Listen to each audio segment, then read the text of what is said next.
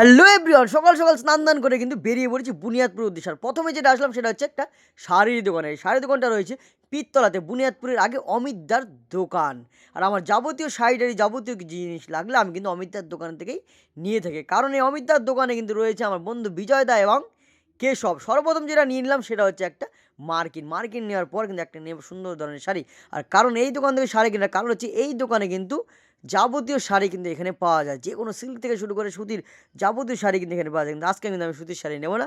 আজকে নেব আমি হচ্ছে কাকিনাড়া শাড়ি। তো কাকিনাড়া শাড়িটা সুন্দর করে বের করার পর আমি কিন্তু দেখি এই শাড়িটাই আমার পছন্দ হলো। আর কেশব কিন্তু বারবার বলছে এই শাড়িটাই কিন্তু সবচেয়ে বেটার লাগছে। তো অবশ্যই কিন্তু শাড়িটা পছন্দ হওয়ার পর সুন্দরভাবে এই শাড়িটা প্যাকিং করে কিন্তু অমিতদার দোকান থেকে এখন আমি বেরিয়ে গেলাম। বেরিয়ে যাওয়ার পর চলে আসলাম পাওরাজের সামনে রাজুদার দোকানে। রাজুদার দোকানে বিরিয়ানি কিন্তু ফেমাস। আর এই দোকানে বিরিয়ানি কিন্তু সবসময় খেয়ে থাকি। তো বিরিয়ানি নেওয়ার পর কিন্তু আমি আর দেরি করলাম না, জলদি কিন্তু খাওয়া শুরু করে দিলাম। তো গাইস, আমার ভিডিও তোমাদের কেমন লাগলো কমেন্টে অবশ্যই জানাবে। আর খাওয়া দাওয়া কমপ্লিট করি, কথা হবে নেক্সট ব্লগে আবার।